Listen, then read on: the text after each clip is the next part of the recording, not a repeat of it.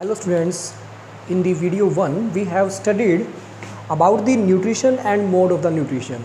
Okay, now in this video we will study about the photosynthesis.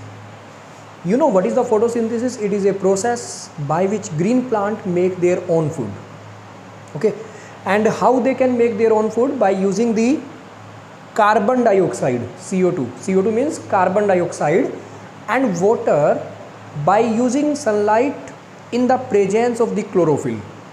You know chlorophyll क्या है? Chlorophyll एक green pigment होता है in the plants, due to which plant can make their own food. अगर chlorophyll नहीं है तो plants अपना food नहीं बना पाएंगे. और use क्या है chlorophyll का? You know what is the use of the chlorophyll? In actually chlorophyll will absorb sunlight and will give this sunlight to the carbon dioxide and the water to make the glucose. Anyway, we will discuss कि how the photosynthesis will take place.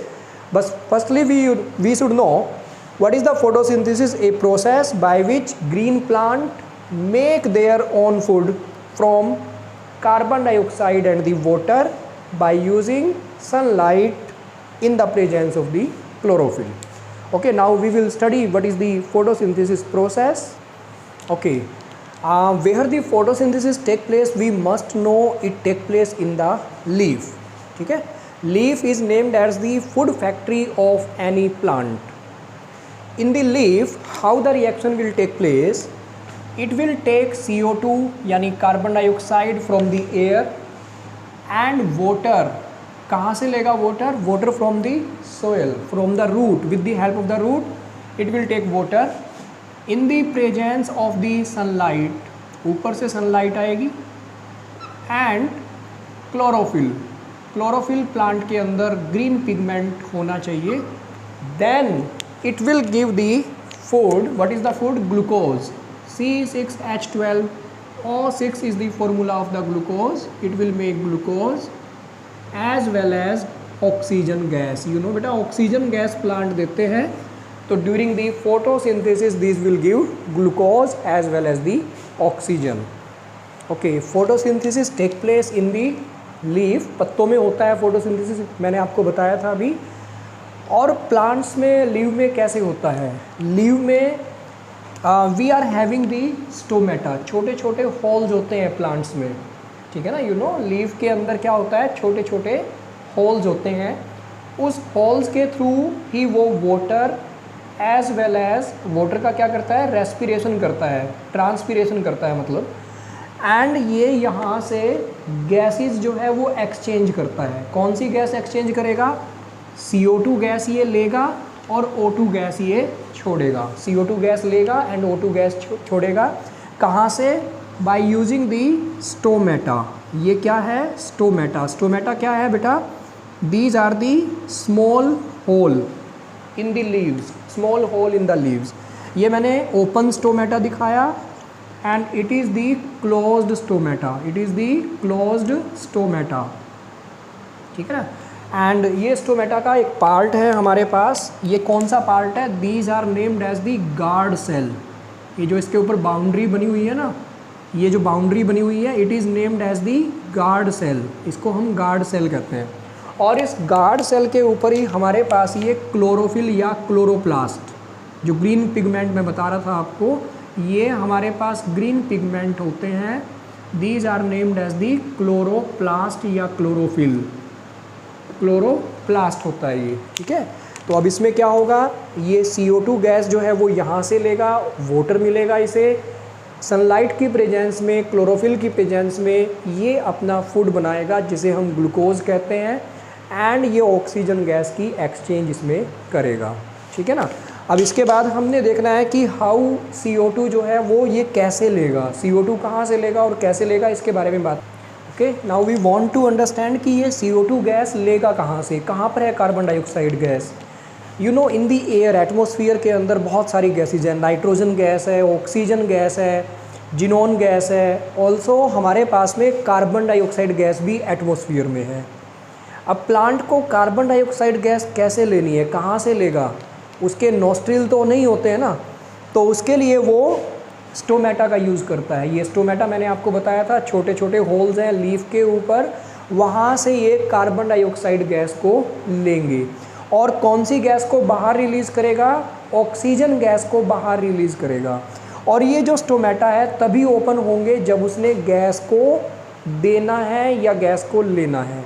अगर उसने कोई काम नहीं करना, ना gas को लेना है ना देना है, तो वो क्लोज हो जाएगा, वो क्लोज हमारे पास में हो जाएगा, ठीक है ना।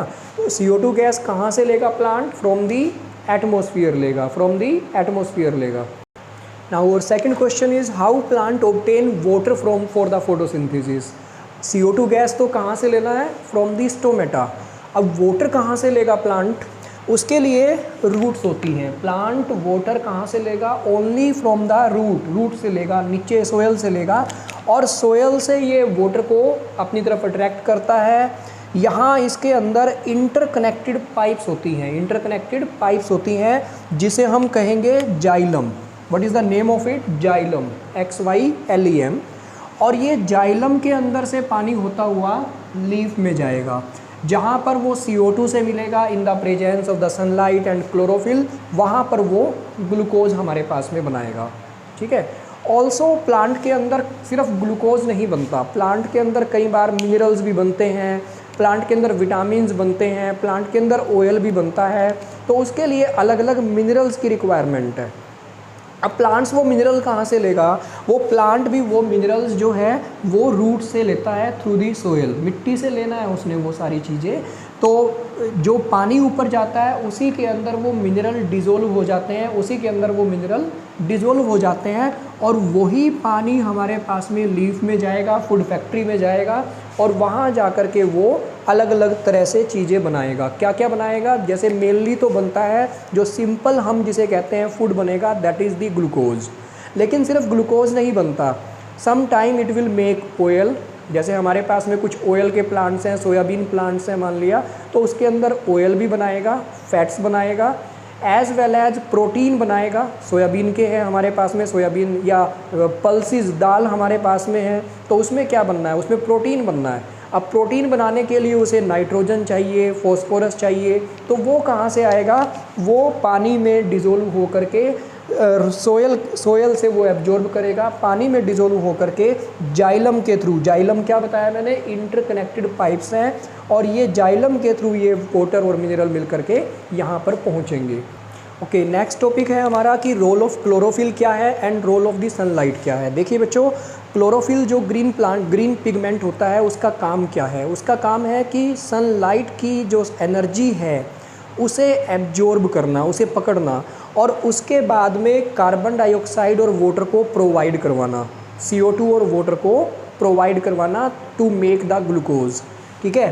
तो क्लोरोफिल हमारे पास में जो ग्रीन पिगमेंट है वो सनलाइट, जो ऊपर से सनलाइट आ रही है उसको पकड़ करके CO2 और वाटर को प्रोवाइड करेगा एंड सनलाइट की जो एनर्जी है उसे कन्वर्ट कर देगा into the chemical energy. Remember, हमारे पास फोटोसिंथेसिस में क्या होता है? जो सनलाइट या लाइट एनर्जी है हमारे पास, लाइट एनर्जी है that is converted into chemical energy, that is converted into chemical energy. अब एक एक्टिविटी की बात करते हैं हम। एक एक्टिविटी हमारे पास में है कि हमें देखना है कि क्या हमारे पास लीफ के अंदर स्टार्च प्रेजेंट है या नहीं है। लीफ के अंदर क्या प्रेजेंट होना चाहिए? स्टार्च प्रेजेंट है या नहीं है, ये हमें चेक करना है। इसके लिए हमारे पास में एक एक्टिविटी है। कैसे करें बेटा इस एक्टिविटी को?